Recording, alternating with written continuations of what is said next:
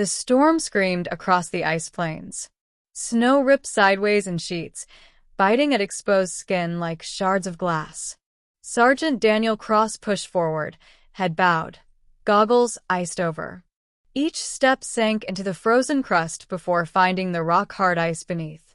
Somewhere ahead, the locator pinged, a faint, intermittent signal.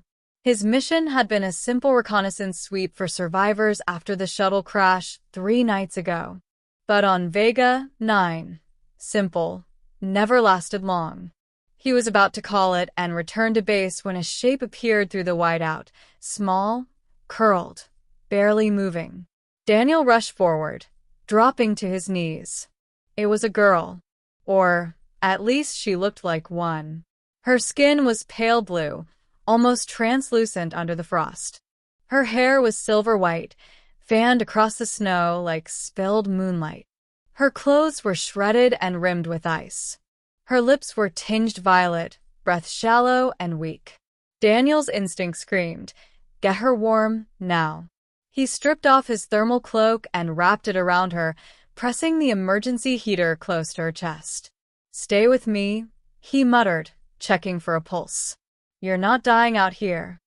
Her eyes fluttered open for half a second, brilliant, inhumanly bright like sunlight on water, before closing again. He carried her back through the storm, his arms and shoulders burning under her weight. By the time he reached his shelter pod, his legs were shaking and his fingers numb. He sealed the hatch and activated the heater until the air hummed with warmth. He laid her down on the cot, wrapped in blankets. Slowly, the color began to return to her cheeks. When she stirred, he knelt beside her. "You're safe," he said softly. "Name?" She hesitated, voice barely audible. "Lyra." Daniel gave a reassuring nod. "I'm Daniel. Human Expeditionary Forces." "You crashed." Her gaze shifted, unreadable. "Something like that." He noticed her eyes dart to the corner where his rifle rested. A survivor's habit, he thought. "You're lucky I found you," he said. "Another hour out there and I wouldn't be here," she finished, a flicker of a smile touching her lips. The storm didn't break for 2 days. Daniel rationed food and heat, giving her the larger share without mentioning it. Lyra spoke little, but he caught her watching him with a strange intensity, as though measuring every word, every gesture. On the second night, while he checked the heater, she asked, "Why did you save me?" He shrugged. "Because you were dying. Isn't that enough?" "Not for everyone," she said quietly. When the skies cleared, Daniel prepared to move her to the main base. The trek would be long, but he'd rigged a sled from broken paneling to carry her.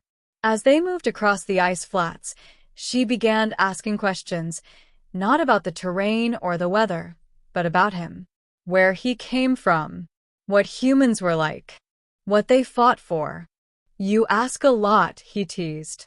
"I've never met one like you," she said. That puzzled him, but he didn't press. Midway across the plains, a shadow passed overhead. Daniel glanced up, squinting against the glare. A sleek black craft cut across the horizon, too small for cargo, too fast for patrol. His gut twisted. "That's not friendly," he muttered. Lyra's expression changed instantly. Her breathing quickened, and she gripped the sled's edge. "They've found me," she whispered. "Who?"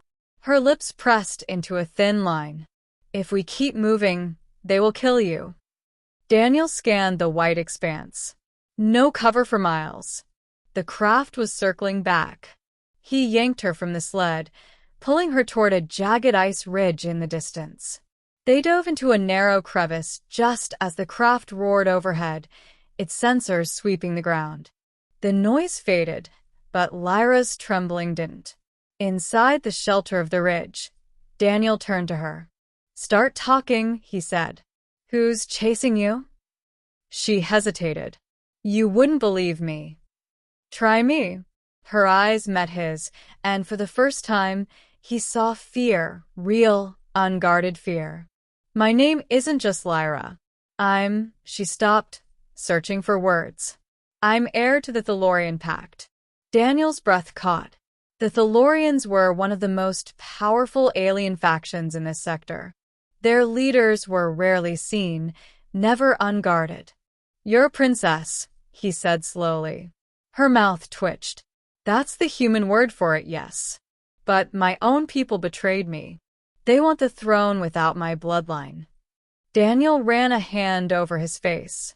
So, I didn't just save a stranded girl. I saved the galaxy's most wanted political target. Her lips curved faintly. And now you're in danger because of it. They moved only at night for the next 2 days, avoiding open ground. Daniel knew the patrols were tightening. The black craft passed overhead more than once. At camp, Lyra tended to the small fire, humming a tune that seemed to warm the air more than the flames. You could leave me, she said one night. You'd be safer. Not an option, Daniel replied. She studied him for a moment, then said quietly, most would see me as leverage. A hostage. A ransom. You just see someone worth saving. He looked at her, the firelight catching the shimmer of her skin. You're a person. That's enough for me. On the final stretch to base, the black craft found them. It came low, releasing 2 figures in dark armor that hit the ice running. Daniel shoved Lyra behind a snowbank and opened fire, his rifle's pulse bolts hissing through the cold air. The first armored figure dropped. The second returned fire, forcing Daniel back.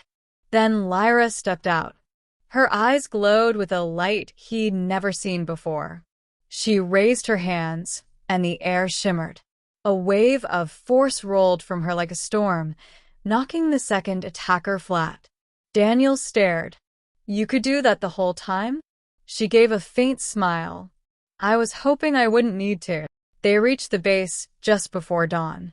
The human outpost commander's eyes widened at Lyra's identity, but wasted no time securing her in the medbay. Within hours, messages were flying across the sector. Negotiations, warnings, promises. As Daniel stood outside her quarters, Lyra stepped to the doorway. You'll have admirals and ambassadors swarming you now, she said. They'll call you a hero. He smirked. Not the first time. She hesitated, then stepped closer. But you didn't save me for a title. You did it because it's who you are. Daniel shrugged. Guess you'll have to decide what that's worth. Lyra smiled softly. I already have. She pressed something into his hand, a small crystal pendant that shimmered with inner light. In my world, this means a life debt, she said. No matter where you are, no matter what you face, I will come.